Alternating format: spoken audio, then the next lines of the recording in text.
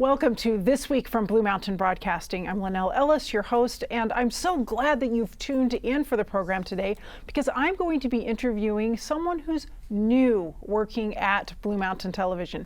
His name is Zach Swena, and he is helping us with some very crucial and important engineering at the station. So can't wait for that conversation. Be sure to stay tuned and find out the latest that Zach is working on. And we are also going to be sharing some very important and exciting things during our station news segment, so you'll want to stay tuned for that too. Let's begin now with our devotional thought. What would you say if you knew you only had a very short time to live? What message would you want to share with your family and friends? Would your last words be about hope? Would they be about love? Would they be words of counsel to those who are left living? There have been some famous people whose last words have been recorded, and most of these last words really aren't that good. Winston Churchill's last words were, "I'm bored with it all." Frank Sinatra said, "I'm losing it." Leonardo da Vinci's last words were, "I have offended God and mankind because my work did not reach the quality it should have." What would you say if you knew you were dying? Well, in the last few chapters of the book of John, this disciple, the loved disciple, John, records a lot of the final words of Jesus. The things he said to them go on and on for several chapters. And these words are beautiful and profound. It seems that Jesus had many important things to tell his disciples and in turn to tell us before he died. The setting was the last meal that he had together with his disciples. And after dinner, he told them many important things that he was hoping they would remember after he was crucified. He started with these beautiful words. "Do not let your hearts be troubled. You believe in God, believe also in me. My Father's house has many rooms. If it were not so, would I have told you that I am going there to prepare a place for you? And if I go and prepare a place for you, I will come back and take you to be with me, that you also may be where I am. You know the way to the place I am going." And that's from John 14, verses 1 through 4. What a wonderful thing to say to dear friends that you know you won't be seeing much anymore. Words of true comfort. These are precious words that we still cling to today. God doesn't want our hearts and minds to be troubled or fearful or worried. He wants us to remember that there is a place for us in heaven. God has room for you. He's making a special place just for you in his kingdom. It's an amazing thought. Jesus wants to be your neighbor. He and his Father want to live where you live and be in a friendship with you forever. And it's not just a room for you that's being prepared. In this passage, Jesus is promising to come back to earth and to take us to be with our Father in his house. So we don't need to worry about knowing the way to God's house. Now, the disciples were a little bit worried about that, and when Jesus said, "You know the way to the place where I am going," Thomas quickly answered, "Lord, we do not know where you are going, and how can we know the way?" This question from Thomas gave Jesus an opportunity to clarify for all of us just how it is that we get to God's kingdom. I am the way, the truth, and the life. No one comes to the Father except through me. That's Jesus' answer in John 14:6. We don't need a GPS system or some special map to know the way to where God is. We just need to know Jesus. He is the way. By giving our lives to Him, surrendering our will to Him, following Him in the ways of His kingdom, we will be on the path, on the way to living with God forever. Very comforting words in a world that is unsettled, dangerous, and stressful. What hope we have! God has a beautiful future planned for you. He's inviting you to come and live with Him in His house, to be very close to Him in His kingdom. And you know, that can start right now. Jesus is the way. Getting to know Him, getting closer to Him, means being closer to the Father and closer to the kingdom. Let's follow Jesus right now, today, and every day until we follow Him right into heaven. Stay tuned. I'll be right back.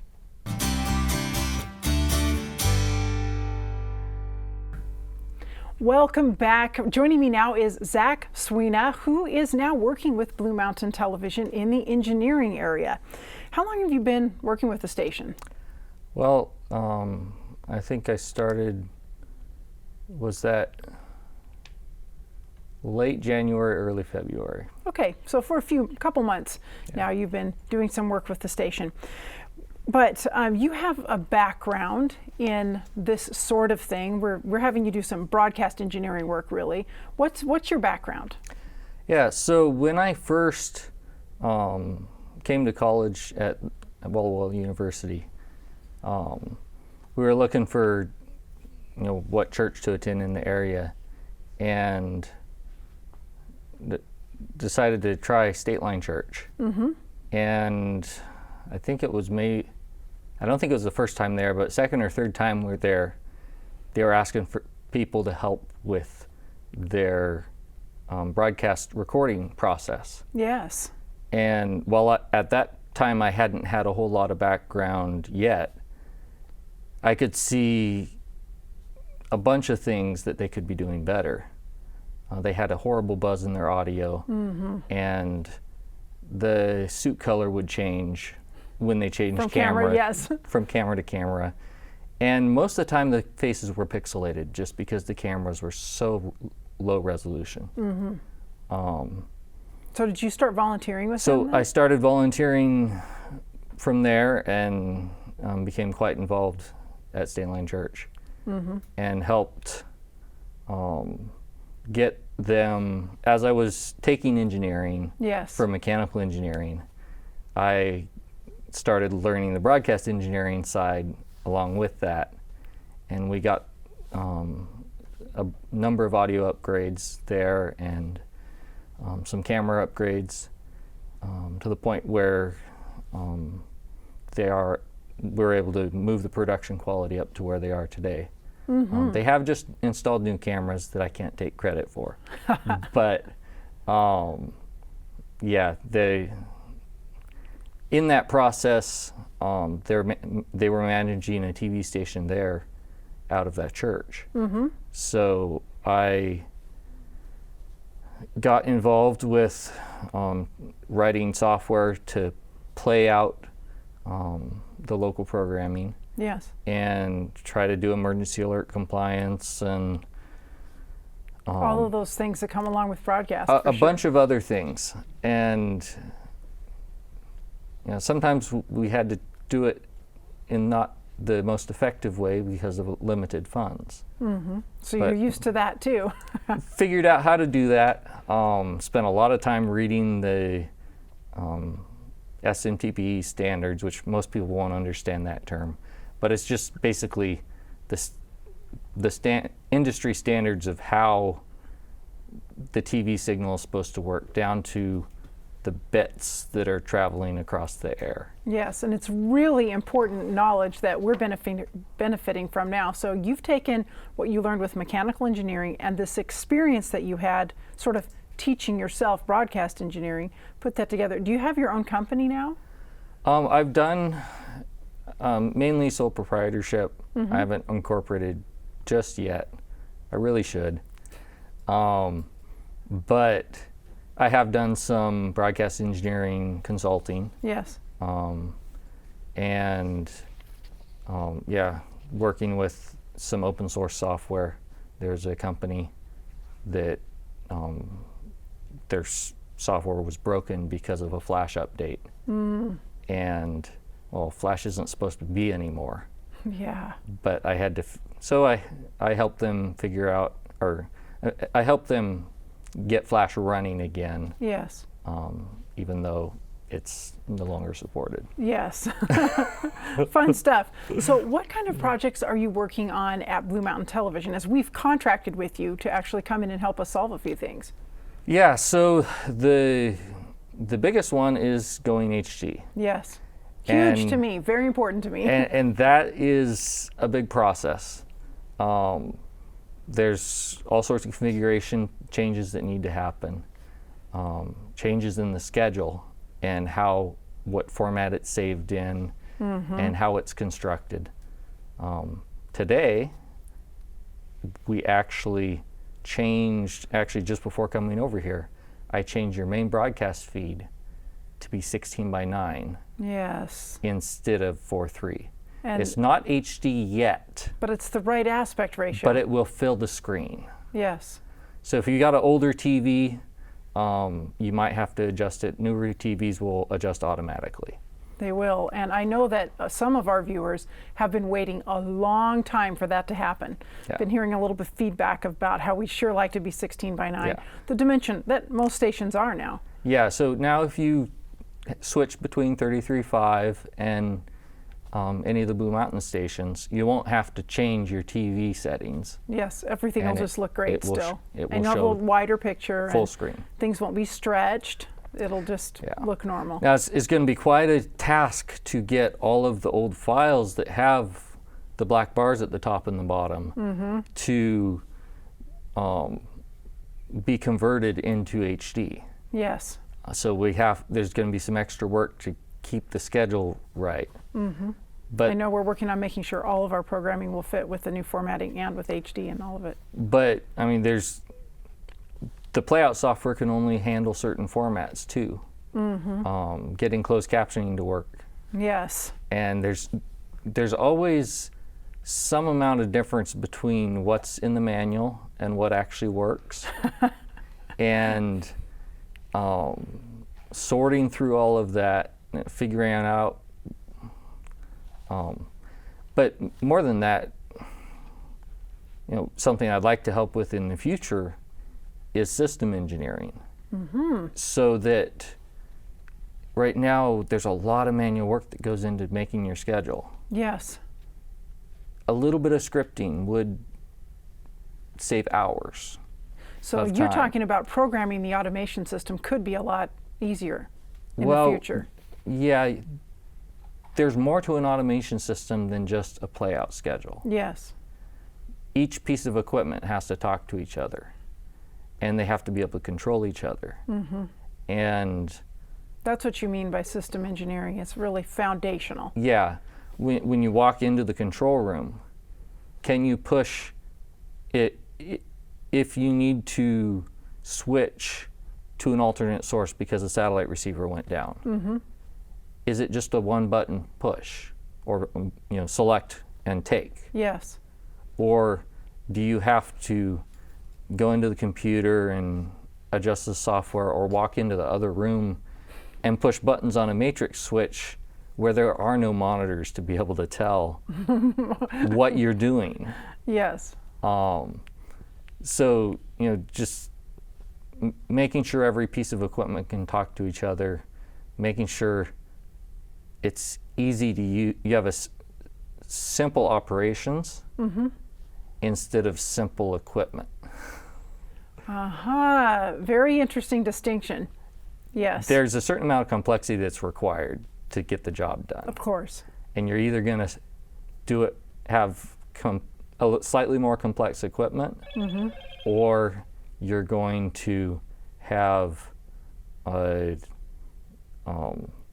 process that's complex to get process there, right? that's complex to operate, which means now you can only get 1 or 2 volunteers that are even able to do the job. Yes. They have to be specially trained, and they have the right kind of brain and all of that. And some of these functions, anybody on staff should be able to do. It should be that simple. Cool. I really like your ideas. I also want to just ask you why you really love working with Christian broadcasting. There's just a lot of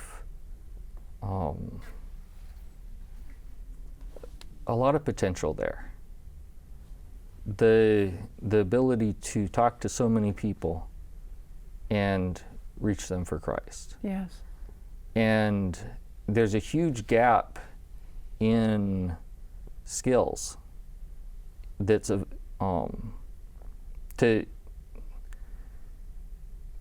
because most of the broadcast engineering work that's done in our church is either done on a volunteer basis, or there are a few large ministries that have their own engineers that only work at those ministries. Yes. For the most part.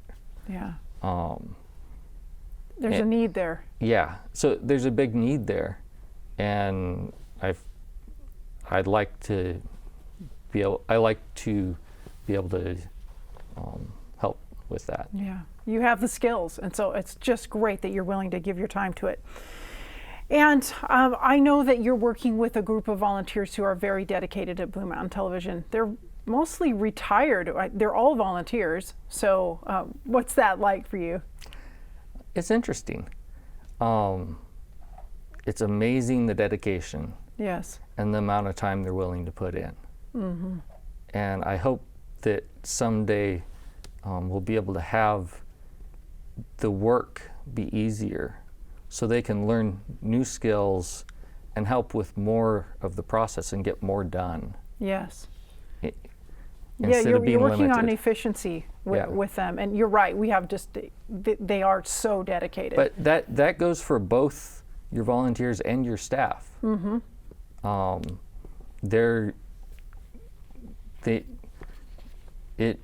Being able to help them work more efficiently, and not have to do busy work that equipment can be able to do.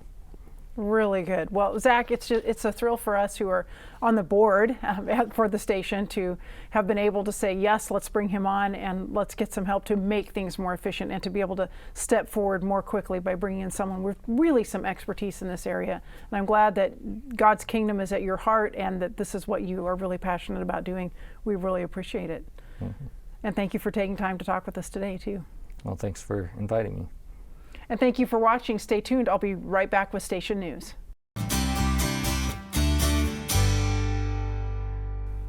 Welcome back. It's time for Station News. First, a programming update. You will want to tune in on Saturday, March 12 at 7:30 p.m. for the Moravian Love Feast concert. This is the concert under the direction of Terry Koch. It was part of his process of getting his doctorate in music. Happened at the Village Seventh-day Adventist Church a few weeks back. I was there. Really, really great. You're going to want to tune in and see this special concert featuring the Moravian music, and then share it with others as well. Tell other people to come and join you and watch this love feast and find out about the history of this music, and also enjoy the beautiful music. There's orchestra, choir, and more. So it's just going to be really, really great. A special treat on Blue Mountain Television. Again, that's March 12, 7:30 p.m. So coming right up. Also, another programming update. You're all waiting for Secret Life of the Desert, and it is on its way to you pretty soon. We are going to be having the premiere, which is scheduled for May 22 at 3 and 7 p.m. at the Giza Powerhouse Theater. So tickets aren't available yet, but they will be soon. So keep listening and watching for more details about that, about how you can attend in person the premiere. And then, of course, shortly after that, you'll be able to watch this program as well on Blue Mountain Television. So really excited about that. Now, something really special happened recently related to that. Mike Denny and Daniel Biggs, who are putting this program together, presented about the show to the Washington Ornithological Society. That's birds, you know. And they did this presentation last Monday, and it was a Zoom presentation. 135 people attended, and they had wonderful feedback as they were sharing about this program to this group who is especially interested in the birds of our region and really in all wildlife. And they were so impressed with the show and commenting about how important this program is to helping people understand the value of what we have here in our natural settings. And so we're just really excited that they loved it. They're going to be passing the good word about this program around as well. And we're looking forward to that premiere coming up in a couple of months and this opportunity to begin showing you Secret Life of the Desert on Blue Mountain Television. And right before we have that premiere on May 22, we are going to be having our spring fundraiser for Blue Mountain Broadcasting Association. And that's going to be on Blue Mountain Television live on May 16 and 17. So be sure to mark your calendars for that one. The time will be 6 to 7 p.m. in the evenings, kind of a traditional time for our fundraisers. Again, May 16 and 17. Now here's some of the stuff you can expect to see during that fundraiser. Definitely some behind the scenes experiences related to Secret Life of the Desert. We're going to be hearing from Daniel Biggs and Mike Denny and things that you won't see or hear anywhere else. So you definitely want to tune in during the fundraiser for that. And then on that theme of the beauty of nature and the beauty of our deserts here in the Pacific Northwest, we are going to be featuring some heartwarming music by our guest musician, Simon Kowalski. Now, Simon has done filmed videos with his music all around the Pacific Northwest, and some of the locations are the very same types of locations that we have in Secret Life of the Desert. And so we're just thrilled to bring these things together and share them with you, and you will appreciate the spiritual message of these songs from Simon as he shares with us and also shares the beauty of the world around us. So there's a lot to look forward to in our programming coming up here in the spring on Blue Mountain Television. And as you also learned as you watched the interview with our new worker here at Blue Mountain Television, Zach Swena, you know that we're making some very important steps forward technologically for the station, especially with high definition, so that the programming that you watch on the station is not only going to be great and interesting programming, it's going to look even better as you're watching, and it'll be a lot more fun to watch the station as things look better with the quality. So I want to thank you because you're the one who's contributing. Every one of you who are watching this station are contributing in one way or another. Many of you are praying for the ministry. Thank you so much for that. Lots of you are telling your friends about the station, and you're tuning in and you're supporting the station in that way. And also, a large number of you are giving financial gifts to the ministry, which of course are a very tangible way to keep this ministry going. So thank you for what you do for the daily operations of the ministry, those regular monthly gifts that you send in, and also the special gifts that you're sending to us to help us move toward high definition and to help us move toward the new facility. We appreciate all of it. And I want to thank you because you just took some of your valuable day to watch this show. I appreciate it. Thanks for tuning in, and I will see you next time.